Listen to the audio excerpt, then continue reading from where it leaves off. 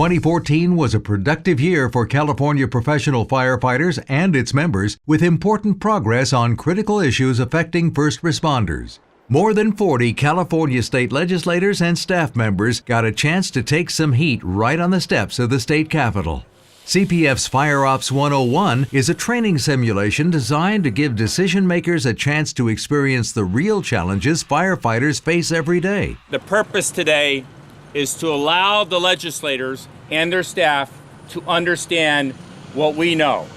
When you get in there and you see how your life can technically be on the line at any moment, you can fall off a ladder, you can fall in the fire, your respect has heightened 1,000%. I think every elected should have to go through this. Anybody making decisions on fire or police safety ought to be going through something like this and actually see what these folks go through. Topping the list of legislative accomplishments was a CPF-backed measure forcing disclosure of toxic flame retardants that contribute to cancer in firefighters. Chemical flame retardants do not provide meaningful fire safety benefit. They don't actually prolong any escape time from getting out of a fire, and we're actually, through various studies and the state's research, found to be harmful to first responders and anyone else who might be in the room when a fire started. At a time, many decades ago, it was helpful, and I think science has now suggested that there's other better ways to deal with it rather than these chemical protectants. This bill does not ban any chemical. It's simply a disclosure, consumers' right to know whether a particular piece of furniture has flame retardant chemicals or not. Strength through solidarity was the guiding theme behind the 44th Biennial Convention of California Professional Firefighters. The three-day gathering in Universal City brought together nearly 400 firefighters from throughout California who honored the achievements of the past as they set the course for the future. The convention featured a celebration of CPF's 75th anniversary as the voice of frontline firefighters.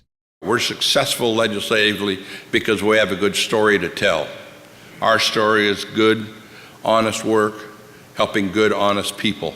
In news conferences around the state, the California Fire Foundation formally unveiled Supplying Aid to Victims of Emergency, or SAVE. The SAVE program provides local fire departments with gift cards, which are issued on the spot to individuals and families who suffer a catastrophic loss from fire or natural disaster.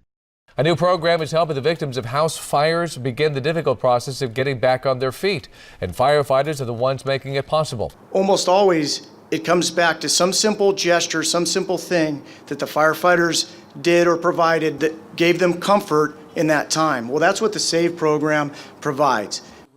Through the California Firefighter Joint Apprenticeship Committee, CPF was also instrumental in developing a groundbreaking new training program for first responders. Unified Response to Violent Incidents brings together fire and law enforcement personnel for training on how to save lives during a dangerous incident.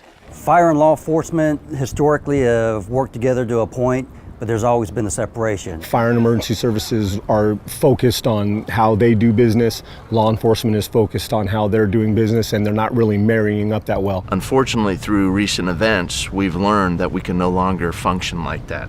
So this class brings those two entities together collaboratively. It allows us to work through the what-ifs in a training environment, and that will prepare us for a real-world mission. We know what fire can expect from police and what police can expect from fire. As California looks forward to 2015, CPF will continue to press lawmakers on the issues that matter to our profession. You can keep track of CPF's 2015 agenda at the CPF website and by following us on Facebook and Twitter.